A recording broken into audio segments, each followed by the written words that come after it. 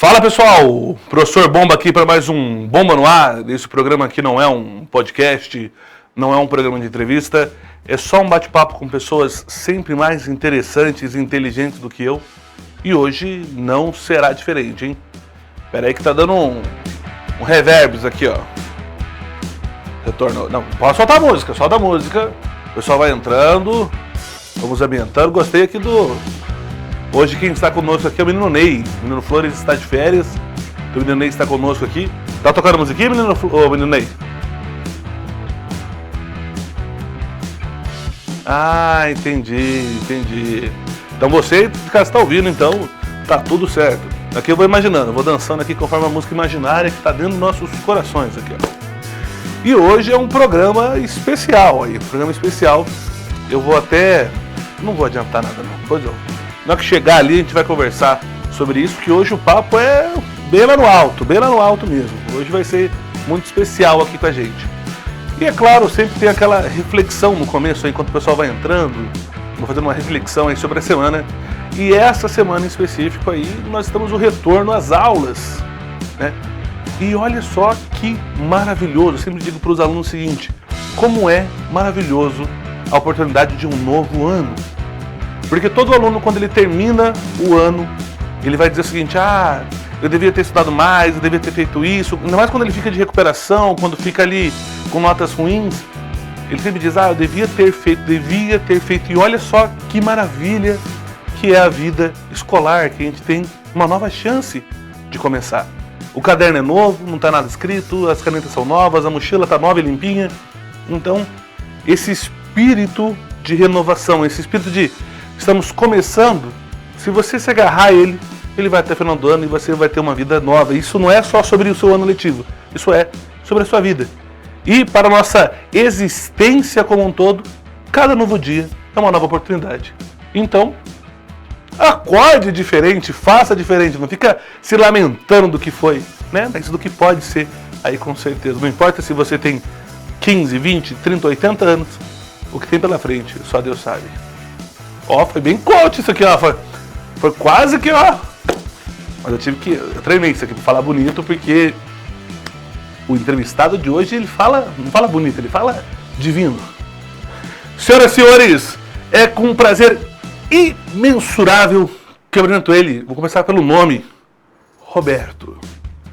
Vou começar pelo título, Monsenhor. E o nosso Carrara. Então, Monsenhor Roberto Carrara. Em casa bate palma, não dá pra ouvir as palmas daqui, mas estou batendo palma lá.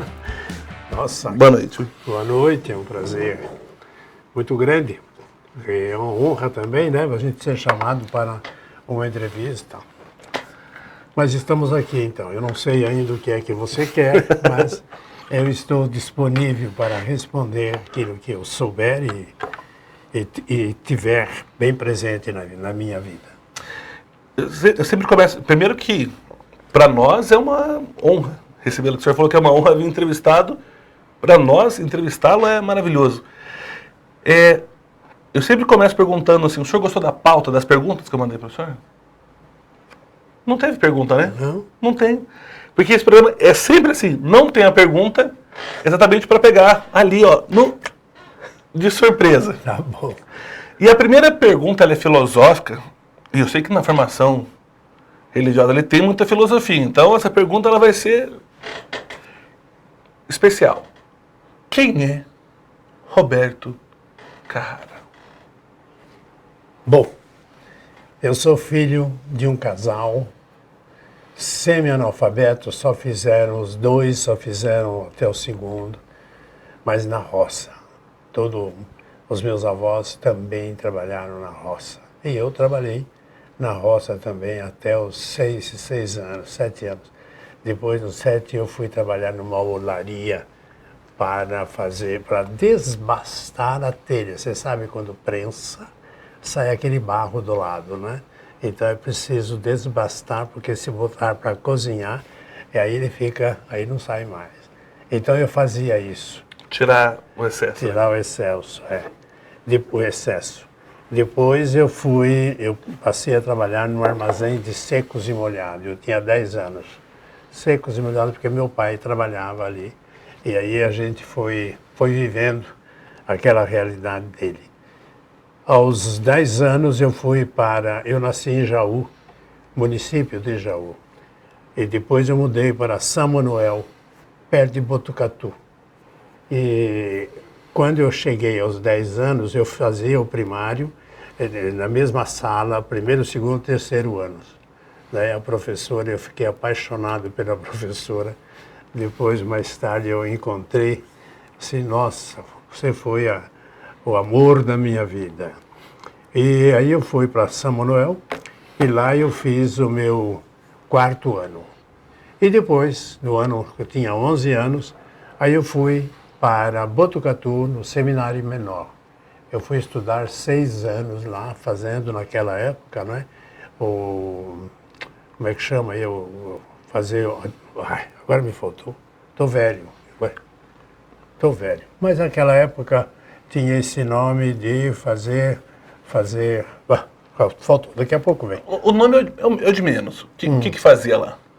Não, estudava então até chegar ao ponto alto da filosofia. Aí em 57 eu fui para São Paulo para fazer 3 anos de filosofia. Depois eu ia fazendo 4 anos de teologia, quer dizer, a palavra de Deus, é a palavra grega. E então eu fiquei ali no seminário. Depois eu fui, o cardeal mandou que todos nós fôssemos para Aparecida do Norte. Então tem uma casa grande onde o Papa depois ficou morando lá quando ele veio visitar. Foi nessa casa onde nós estudávamos. E aí eu fiz o quarto ano de teologia e me ordenei padre, em 1963. Eu já fiz 60 anos de padre. Estou ficando velho, né? Não, experiente. Experiente. Guilherme, eu estou com 84 agora. 84? 84. Eu falaria no máximo uns 52, professor. Depois eu pago essa. Nossa. Em que momento vou chamar o Betinho lá de Jaú, que trabalhou com os pais ali no campo até os 6 anos, 7 anos, em que momento o Betinho falou, quero ser padre?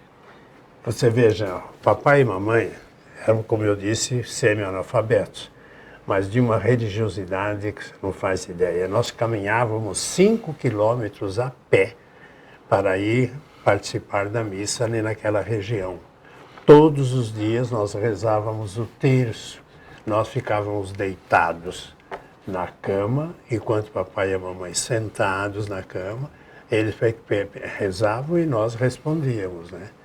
Depois eu aprendi com a minha irmã a rezar o terço de maneira meio especial. Eu devia ter ali meus 7 anos. Então, o que eu fazia? Eu rezava a Ave Maria e ela já começava a Santa Maria. Então, o terço terminava pela metade. Entendeu? Encurtava o caminho. Eu curtava o caminho. Então, agora, quando eu tinha 7 anos, eu estava fazendo a catequese para a Eucaristia, para a primeira Eucaristia. E aí a catequista perguntou, o que vocês querem ser quando crescerem, quando ficarem mais velhos? Aí eu disse, eu quero ser padre. Mas isso foi marcado pela minha família. Então, desde os 7 anos, que eu já tinha decidido, entre aspas, né, a ser padre. E depois fiquei sendo coroinha, e aí então fui me aprofundando um pouco mais nisso. E depois, com 11 anos, então eu fui para o seminário. Perfeito. O senhor acha que é uma vocação? O que é vocação? O senhor acha que ser padre é uma vocação? Ah, sim. E o que é essa vocação? Então veja, vocação é um chamado. Vocare, em latim, quer dizer chamado. Então é Deus que chama para fazer um determinado trabalho, que depois ele vai chamar de profeta. Profeta é uma palavra grega, profaino, aí que vem o telefone, entendeu? Dessa palavra. Porque aí então o vocacionado, agora se torna um profeta chamado por Deus para realizar o plano de Deus. Nesses chamados, existem também alguns caras que ficam mexendo na televisão, dando entrevista, sabe? Isso também é vocação, sabe? O agricultor é vocação, é uma chamada. Então, cada um de nós vai dar a resposta que quiser. Mas, então, aquilo que é importante é que Deus me chama. E se Ele me chama, Ele tem um projeto para mim muito claro e específico. Ele tem um projeto. E eu, então, respondendo depois é que eu vou ver o que é que Ele queria de mim. Então, realmente, aconteceram fatos muito bonitos na minha vida. É que não cai uma folha de uma árvore se Deus não quer. Se Deus não permite. Mas o importante, você estava querendo vocação, é Deus que chama. Guilherme, venha, eu preciso de você. Ele poderia não precisar, mas ele quis precisar. Então você veja, o mundo está do jeito que está, porque as pessoas chamadas por ele não estão respondendo ao chamado, não estão fazendo, pelo contrário, estão indo contra aquele projeto divino que é para a felicidade das pessoas, que é para... A expressão mais completa é o reino de Deus. Sabe o que significa este reino? Um reino de paz, um reino de amor, um reino de alegria, um reino de festa. É isso que Deus quer que nós construamos. Foi o que Jesus disse ao subir ao céu para os apóstolos. Vão pelo mundo todo e anunciem a boa nova. A boa nova é o evangelho. A palavra evangelho significa boa nova. Então anunciem essa boa nova. Qual é a boa nova? Justamente isso, que ele veio abrir as portas do céu para nós. Então, eu sou o caminho, a verdade e a vida. Então. E eu fiquei emocionado aqui, achei bonito o que você falou. Todos nós somos chamados, então. Sim, todos. Todos nós temos um papel. Também de pai. Entendeu? Porque Deus é que chama para ser pai, para ser mãe, para ser professor. É Deus que chama. Cada um de nós tem uma missão muito séria, muito importante, muito importante só não. É uma missão necessária. Porque se nós nos abstivermos em realizar esta vocação, aqueles que estão perto vão sofrer as consequências.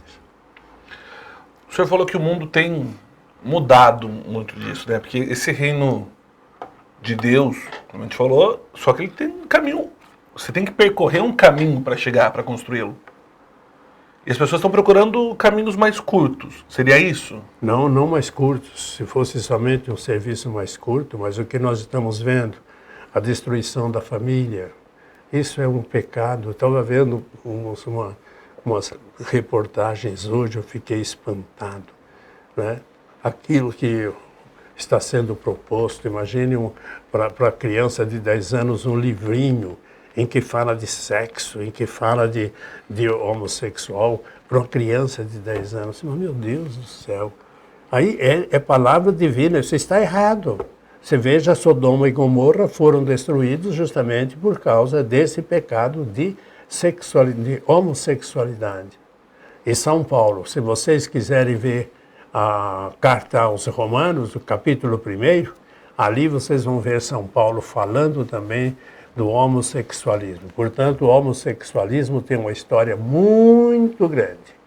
Então, vamos dizer assim, 1900 anos antes de Jesus nascer, com Abraão e o seu filho Ló, que Ló foi morar nessa casa de Sodoma e Gomorra. Portanto, lá já existia esse problema, e São Paulo fala disso, portanto, é uma coisa comum naquela época. Mas Jesus veio ensinar um outro caminho, e é esse que nós temos que aprender, porque se quisermos ser felizes por toda a eternidade, vamos ouvir o que Jesus, ouvir e praticar o que Jesus nos mandou.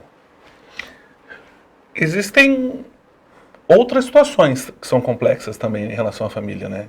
Qual que o senhor acha, assim, tirando essa situação que o senhor colocou, quais outras que o senhor acha que têm acabado com a família, por exemplo? Não vejo. Bom, primeiro tem muitos aí que não se casam, né? Se juntam só. Então a menina vai se entregando ao seu namorado, ainda pequena, dá 12, 13 anos, fica grávida e pronto, estragou. Porque a criança agora, ela não quer, ou faz o aborto, ou vai nascer e entregar para a avó, mas ela não vai se preocupar com isso, né? Mas isso está sendo divulgado, publicitado através dos meios de comunicação. E a gente vê muitos casos de violência, né, de agressão, a própria traição, né? São coisas que... Mas o que eu fico triste é como é que o marido pode bater na sua esposa. Mas que animal não, porque o animal não bate, o animal não faz isso. Não faz isso. Você veja que coisa mais estúpida, mais cretina, mais imbecil. Isso é maldade no coração. Vai bater naquela a quem ele disse, eu amo você, eu vou estar com você, eu vou cuidar de você toda a minha vida, eu quero que você seja feliz. Agora ele vem e bate. Que discussões aconteçam, isso se entende. Mas uma briga dessas, não. E a pior parte, muitas vezes, esses que batem, que traem, que abusam, às vezes ele vai lá e se camufla atrás de uma imagem usando o nome de Deus em vão ainda. É uma tristeza. Acho que esse é um grande... mas ficou pesado o nosso assunto, né? Ficou pesado. Isso que eu falo, ó, a parte boa de não ter o roteiro é que a gente vai indo e vai abrindo portas. Certo. Mas a gente pode voltar. Essa é a beleza da vida. Então, você tinha perguntado como é que eu vim para cá, né? Uhum. Então, eu me ordenei padre em 63, em 64 eu trabalhei como vigário paroquial em Ourinhos, onde hoje é a Catedral de Ourinhos. Né? Aí, depois eu voltei para Botucatu, então eu fui trabalhar no seminário, cuidando de seminaristas. E nessa época aconteceu então o caso de Botucatu, isto é, os padres que conheciam um bispo, que era o bispo de Bauru. Ele, antes de ser bispo, ele foi professor e diretor desses seminaristas, mas eles não o suportavam. E aí o Papa o nomeou como bispo de Bauru, que era de Botucatu. Então toda a pastoral de Botucatu atingia a pastoral de Bauru. E ele, quando chegou, mudou tudo. Aí, quando o meu arcebispo, que me ordenou padre, Dom Golan Trindade, Henrique Golan Trindade, quando ele estava para renunciar, chegando aos 75 anos, os padres disseram, o senhor pode mandar qualquer bispo para cá, menos esse. E foi nomeado. Foi nomeado, então, houve uma reunião lá em Botucatu, na cidade de Avaré, e ali nós fomos debater o assunto, o que nós vamos fazer, etc. Então foram montadas 3 equipes, uma para ir falar com o núncio apostólico, outra para ir falar com o cardeal do Rio de Janeiro, e outra para ir falar com o bispo de Bauru. E aí o que acontece? Fomos, falamos, mas a coisa continuou. Então, como foi confirmado, então nós decidimos sair. Mas antes de sair, o Papa nomeou em 65, em 67, ele nomeou Dom Romeu Alberti como vigário apostólico. Isto é, alguém que tem autoridade do Papa para ver o que está acontecendo. Então, como eu já o conhecia no seminário, então ele me chamou para ser secretário dele. Então, eu datilografava todas as cartas que ele mandava, para o núncio, para o Papa. Então, eu me lembro de uma carta que ele dizia, os padres têm razão, mande um outro bispo para cá. Essa carta não chegou ao Papa. Então, o cardeal da congregação dos bispos decidiu, ele, quando Dom Romeu foi para Roma, chama-se Visita ad Limina, que de 5 em 5 anos todos os bispos vão entrar em contato com o Papa. Aí ele foi lá, conversou tudo e depois ele disse, Santidade, o senhor sempre responde todos os cartões que a gente manda, o senhor tem os seus secretários que fazem isso. Eu mandei uma carta nesse sentido, o senhor não me respondeu? Que carta? Aí é que ele ficou sabendo que o pedido para que um outro bispo fosse para lá se mantivesse. Mas aí não foi. Então, Dom Romeu ficou em Botucatu, nós nos tornamos muito amigos. Quando chegou a hora de sair, eu ia para Lins. Aí ele falou para mim, não, você vai para Apucarana, eu quero você na catedral. Você entende liturgia, eu quero você na liturgia, sendo cerimoniário e celebrações, até que eu quero você. Aí foi ordenado bispo Dom Geraldo Magela, você ouviu falar? Arcebispo de Londrina, que faleceu. Mas nós éramos amigos também. E aí ele foi nomeado presidente do departamento da liturgia do CELAM. CELAM quer dizer Conferência Episcopal Latino-Americana. Então, os 22 países fazem parte desse CELAM. Ele foi nomeado para ser o responsável pela liturgia. Aí ele me chamou, você quer vir? É para já. E fui.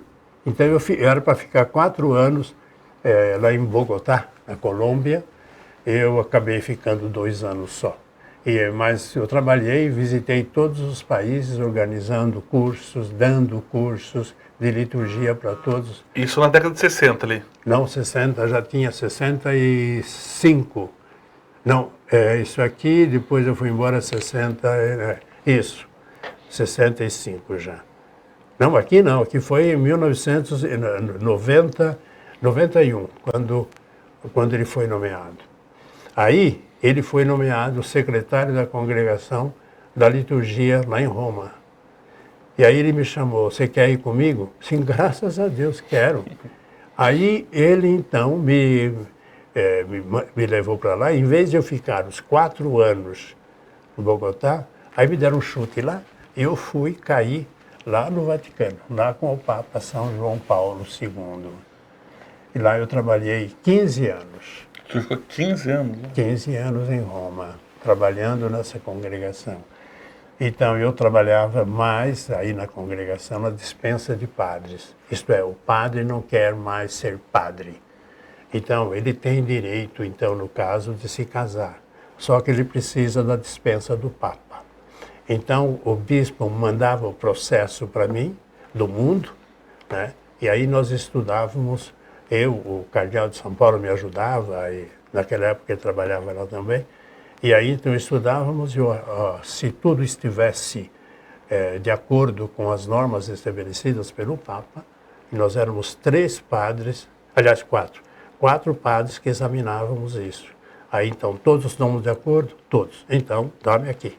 Aí me davam, eu fazia um resumo, mandava para o Papa devolvia já assinando a dispensa. Aí eu só mandava para o bispo, né?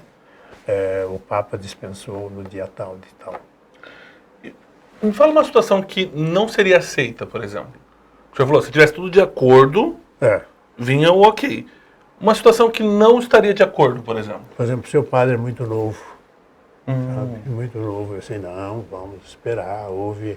Houve um deslize aí, você andou aprontando, pode ir. Mas tinha casos de chorar, sabe, Guilherme?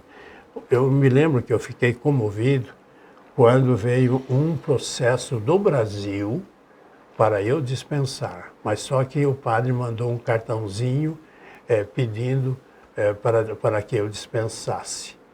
Mas eu não sabia quem era, de onde era, etc, etc. Mas como no cartãozinho tinha a diocese, eu telefonei para o bispo da Espanha. Telefonei para o bispo da Espanha e ele então me fez o processo todo do que aconteceu com esse rapaz. Ele se tornou padre porque o pai e a mãe insistiram que ele fosse. Ele não queria ser. Aí ele não aguentou, o que ele fez? Ele veio embora, ele veio para o Brasil.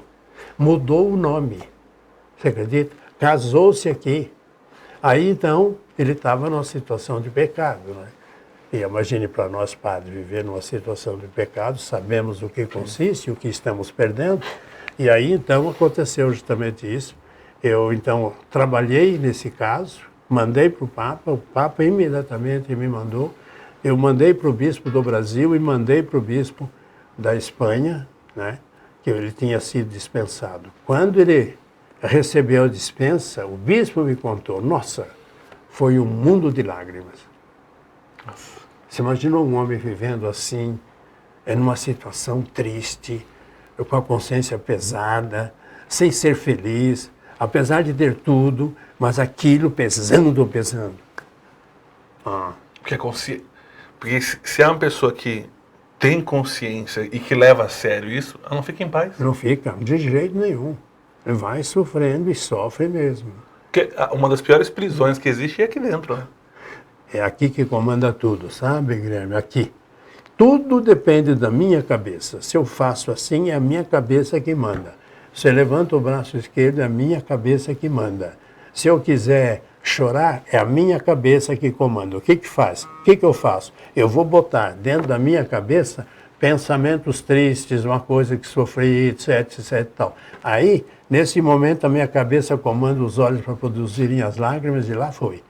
Agora, se eu quero sorrir, é aqui. Eu tenho que colocar pensamentos alegres. Eu mando aqui. Ninguém entra na minha cabeça querendo mandar em mim. Aqui não. Pode me mandar fazer isso, fazer aquilo, etc.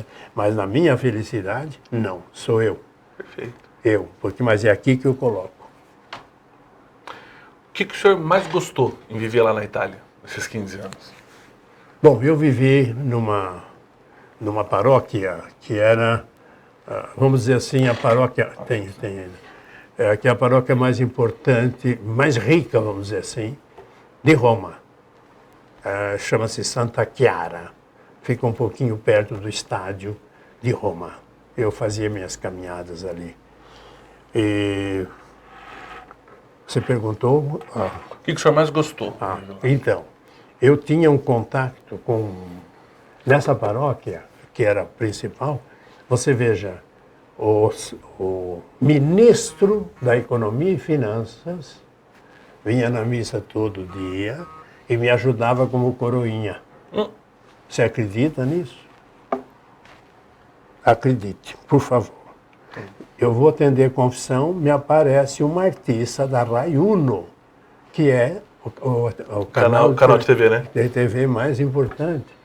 Aí tinha uma catequista que era esposa de um secretário do Berlusconi, que era o presidente, entendeu? E quando eu quis fazer o meu passaporte italiano, eu tive que mudar porque meu avô era Carraro.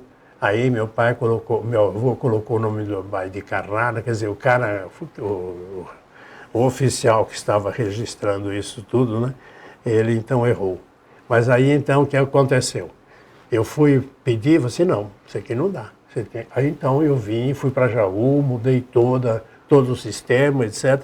Aí me deu tudo certinho, eu cheguei em Roma, fui lá na Secretaria de Turismo, apresentei, disse, está tudo certinho agora. Tá assim, daqui 3 anos o senhor vai receber isso aqui. 3 anos? Você está louco, dá cá isso aqui para mim. Aí, no domingo, quem está na missa? O secretário do Berlusconi. Aí eu chamei, veja o que está acontecendo aqui, eu tenho que esperar 3 anos para receber o meu... Está tudo em ordem, como é que nós vamos fazer? Dá cá, padre. Dei para ele. Semana seguinte, pronto, padre. De uma missa para outra resolveu. De um domingo para o outro. Porque é uma burocracia muito grande, porque você está em ordem, vai, faça. Da minha família, eu estava contando para o senhor antes da gente começar, que Bomba é um sobrenome italiano de uma cidadezinha lá no... fica no... Deixa eu lembrar aqui. É bem no meio aqui, o saltinho da bota está aqui. Lá embaixo. Ela é um pouquinho para cima e bem para o canto. Bem, não, região de Abruzzo. Então, é lá embaixo. Não. Aí, mas é muito pequeno. A gente entrou com o pedido de cidadania já fazem 4 anos. E agora nada. Depois da pandemia... Não, 4 não. Minha filha vai fazer 9. Acho que faz 5 anos já. E agora, por causa da pandemia, atrasou, vai demorar mais uns 2. Claro que a gente não tem pressa agora também, mas... É um processo extremamente demorado, né? Mas eles não querem dar muito esse documento para quem está fora da Itália, se bem que agora a população caiu demais. Mas eles não querem, porque senão vem um parente assim, você é meu avô, e aquele dinheiro que eu tinha, cadê? Né? Então eles não querem ver, nem ouvir, nem conversar. Até quando uma prima minha que tirou há muito tempo, uma parte da família já tirou a cidadania. Eles foram lá procurar, visitar, conhecer e tal, e a reação foi exatamente essa. É verdade. Vocês estão querendo o quê aqui? Não, a gente só quer encontrar as raízes, né? Entender, conhecer, né? Saber de onde veio. Porque é um povo que veio de lá pobre, com esperança, trabalhando muito. Então entender que isso não é uma coisa tipo, eu sou italiano, olha que chique. Não, não é isso, é entender qual era a situação que fez veio para cá e tudo mais, né? Então, mas isso, você perguntou o que fez que eu gostar. Quer dizer, ali eu vivia numa situação assim, bem privilegiada, né? E ali eu tinha outra coisa que eu fiz lá, que eu acho que eu vou falar aqui para fazer publicidade. Talvez eu ganhe alguma coisa. Publi. Eu tinha 3 creches. Uma aqui em Apucarana, de 100 alunos, tudo gratuito. A creche era ali, a construção ali onde estão os militares, ali no 28 para baixo, né? Sabe? Ali tem a casa deles ali. Sim, ali, perto da rádio ali, né? Em frente à rádio ali? Não. Rádio? Não. Ali mora o Áureo, a Oliveira Rosa, ali embaixo. 2 quadras para cá do colégio Serávulo. Serávulo, sim. 2 quadras para cá. E então, eu cuidava aqui. A hora que eu fui para Roma, passado alguns meses, a Lídia, que cuidava, disse, eu acho que nós vamos ter que fechar a creche, porque os padres aqui não estão assim muito interessados. Então, está faltando trabalho, vai estar faltando dinheiro. Aí, então, eu fui para Roma e aí eu fiz um trabalho chamado adoção à distância. Isto é, o casal adotava uma menina, um menino aqui, eu mandava a fotografia, dados todos da criança, então eles me davam uma quantia todo mês. Mas eu não dava para a família, porque se eu desse para a família, se o pai era bebum, então não adiantava nada. Sim. Então eu entregava na creche, aqui, né? Mas depois eu fechei aqui porque tinha gente de certa posição social muito alta. Então eu falei assim, não, aqui não precisa mais, nós vamos atender nas casas que precisarem. Mas aí então eu estava passando lá para o Ribeirão do Pinhal, e ali tinha trabalhado a irmã Cecília, que começou a reforma aqui do nosso Hospital da Providência, que era tudo de madeira quando nós chegamos. E aí então eu passei por lá e eles me disseram, nós temos que fechar a creche. Por quê? Não tem dinheiro. Deixa que eu vou para Roma, nós vamos conversar. Aí eu comecei a trabalhar, o primeiro dinheiro que veio, eu mandei para a creche. A cozinheira me disse, padre, o senhor não sabe a que grandiosidade de fato aconteceu. Chega a mãe aqui dizendo que só deu água com sal para os filhos. Nossa. Água com açúcar, padre. Então agora nós podemos mais alimentar um pouco melhor. Aí o que aconteceu? Ela mandou essa carta para mim e eu traduzi para o italiano. E li na igreja, que é a igreja mais forte lá de Roma. Era, que agora aquele padre morreu. E, rapaz, eu mandei para cá mais de 6 milhões de reais para as creches. Mandei. É verdade. Tem tudo comprovado. Eu não fico pensando que eu estou inventando, não. Não acredito, não sei. Então, eram as famílias de lá que adotavam, então, as crianças? Entendi. Eles adotavam, não vinham para cá, mas mandavam o dinheiro para mim, entendeu? E eu, então, cada um dava uma quantia, 50 euros, 100 euros, né? Ou então, alguns chegavam, numa vez só, dava 1.200, 1.500 euros, né? E, então, eu já mandava para cá. Não é que o dinheiro não ia para aquele menino, o dinheiro ia para a creche. Sim. Porque os outros meninos ou meninas precisavam comer também. Claro. Então, foi esse um trabalho que eu fiz lá que eu gostei muito, vendo a resposta que os italianos me deram. Eu tenho ainda alguns, mas agora já morreu muita gente, né? Já faz quase 20 anos, faz 18 anos que eu vim embora. Depois ficaram velhos e a situação também econômica na Itália não está tão boa quanto antes. De 2008 para cá ela deu uma caída, porque eu vim embora. É por isso. Uma coisa triste de ter vivido lá na Itália. A gente falou uma coisa boa. Uma coisa, não vou falar triste, que triste talvez é uma palavra muito pesada, mas algo que o senhor tenha ficado, sei lá, não tão feliz. Não tinha, não. Né? Eu não tive, só quando eu vim embora, que o cardeal nomeou um padre que não era capaz de trabalhar, porque eu tive o privilégio, eu tenho duas qualidades. Primeiro, trabalhar. Isso eu trabalho mesmo. O segundo, administrar. Eu faço o dinheiro realmente render. Né? Não vou gastar nada com coisa inútil. E então, o título que eu recebi do cardeal lá foi justamente, o cardeal estava passando a direção da congregação para um outro cardeal da África, então ele vai apresentando, isso aqui é o monsenhor fulano de tal que trabalha nessa área assim, assim. Aquele lá é o doutor fulano de tal que trabalha nessa área. Aquele lá é o monsenhor Roberto Carrara que trabalha. Entendeu? Que trabalha, porque perguntaram ao Papa João 23, 1962, 63, santidade, quantos trabalham no Vaticano? Ele respondeu, a metade. Você acredita nisso? Então, agora aí então ficou, esse rapaz não era capaz de trabalhar, não tinha qualidade, não tinha capacidade, e ele foi nomeado meu chefe, como eu já estava na época de ir embora, eu disse, olha, eu não vou aguentar isso aqui não, eu vou embora. Isso foi aquele que... Foi o momento que pesou um pouco. Pesou. Eu ia ficar mais, acho que 2 anos lá, mas não ia ficar muito mais, não. Quantos anos de Apucarana o senhor tem, então? É de 65 para cá? É não, isso? 69, abril de 69. 69? É.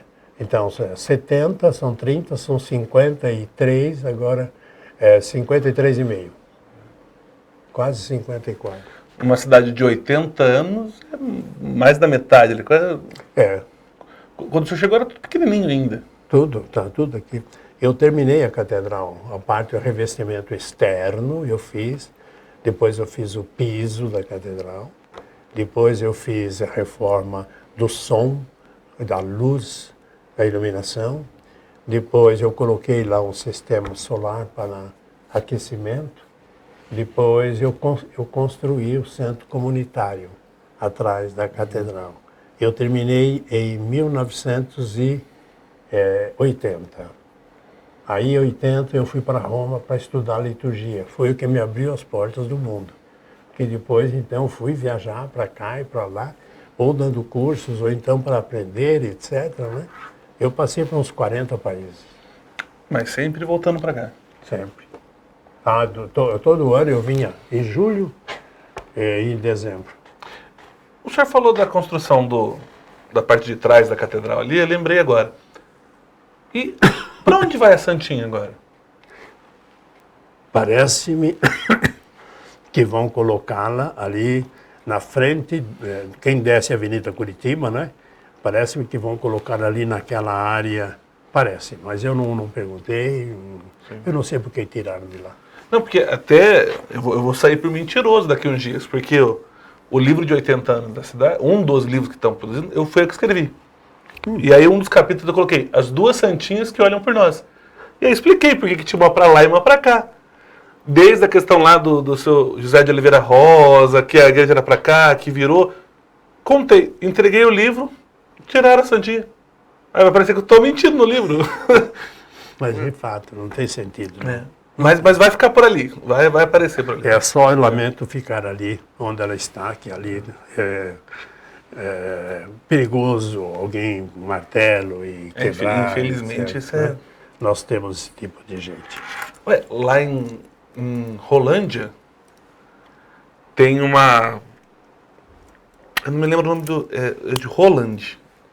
bem perto da rodoviária, tem uma escultura do Roland lá, que lutou lá do cara do martel, foi um mártir, mas bem ali na... Fizeram um cercadinho e mesmo assim, o pessoal... Foi bater, foi Bater. porque dizem que, esse é o problema, que nós não podemos fazer imagem. Mas isso é uma estupidez e ignorância.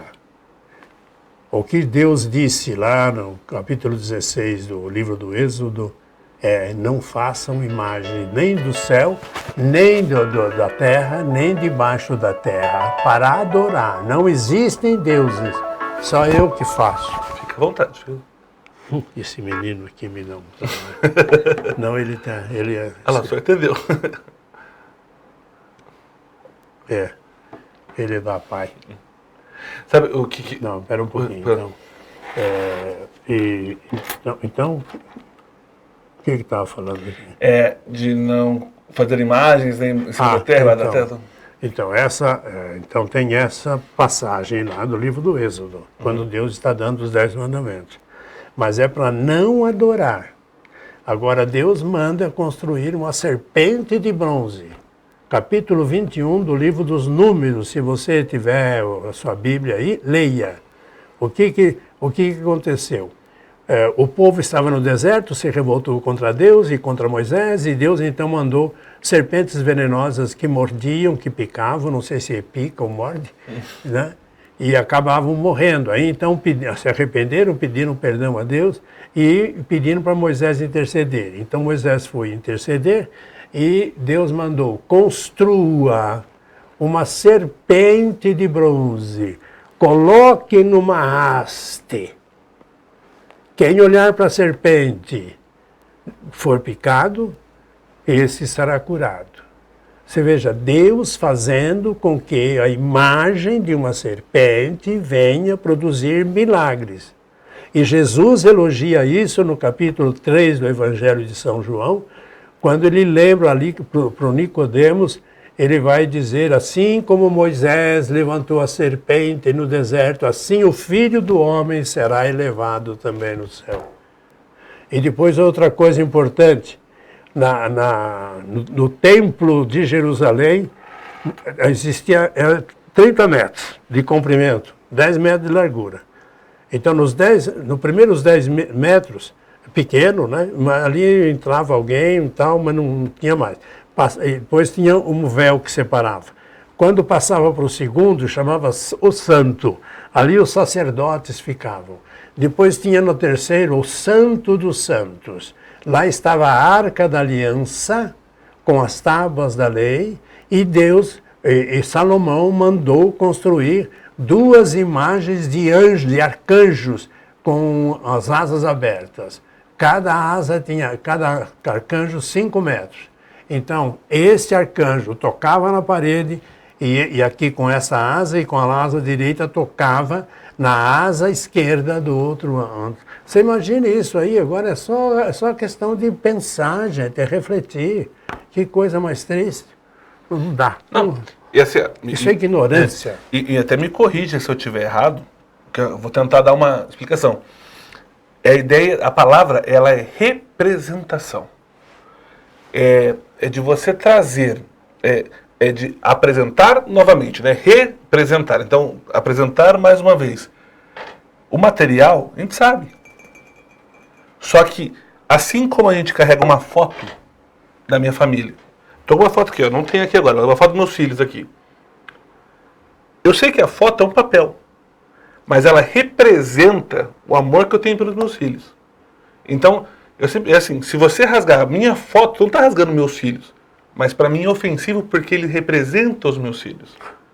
Agora, então você veja como é que essas pessoas, principalmente aí dos evangélicos, né, desrespeitam Nossa Senhora.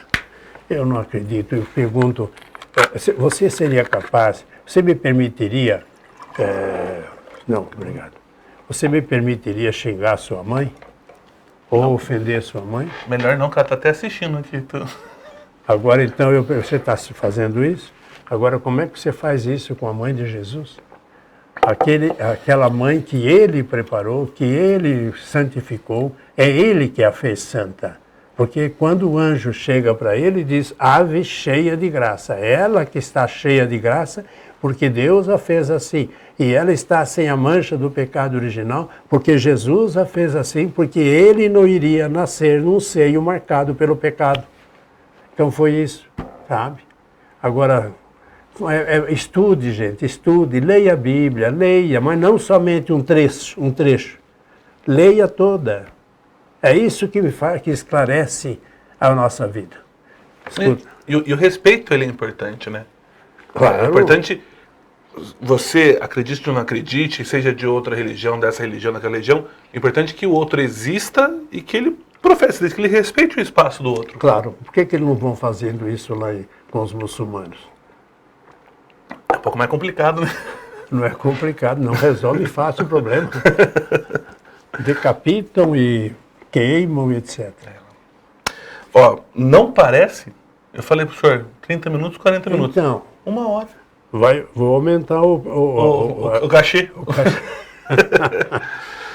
Tá. Padre, pra mim, foi... Você viu que assim, ó, que vai fluindo, que vai indo... Eu gosto do papo assim, que é um papo tranquilo.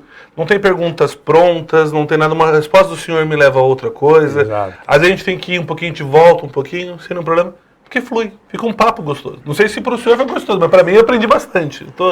Não, para mim também é muito importante, porque eu estou usando esse meio de comunicação assim tão recente, né, que é a televisão, e podendo levar o Evangelho, proclamar a palavra. É isso que Jesus quer que façamos. Nós todos temos uma vocação, mas todos nós temos uma vocação específica que é falar da palavra de Deus. Você, por exemplo, para os seus filhos, para os seus amigos, fale, insista, entendeu? É isso que está faltando. Com certeza. Muito, muito, muito obrigado. De verdade, para mim foi maravilhoso. Passou que a gente nem viu. De fato, foi quase 1 hora.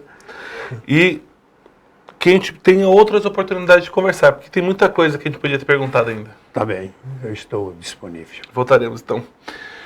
Menino Ney, muito obrigado. Menino Ney é o técnico ali, ele que faz. Aqui, ó, o jogo de câmera, ó. Joga pra ele. Olha lá, ó. Joga pra ele. Pá. Olha lá, ó. Tá vendo? É. Que é a magia da edição, né? Menino Ney, agora que eu reparei aqui que eu tô um pouco gordinho aqui, ó. Vaidade é pecado? Assim, só um pouquinho assim. Vaidade? Por que vaidade? Não, porque eu tô gordinho aqui, acabei Isso é vaidade? Não, o sentimento de, meu Deus, tô muito gordinho. Não, isso não. Isso passa. Imagine. A minha mãe dizia assim, come, benzinho, come, você vai ficar gordinho, bonito. Isso aqui é culpa da minha mãe, que ficou dando biotônico Fontoura quando era criança lá pra ver se nutria, se magrelo, agora peguei o gosto. Mas, menino Ney, muito obrigado.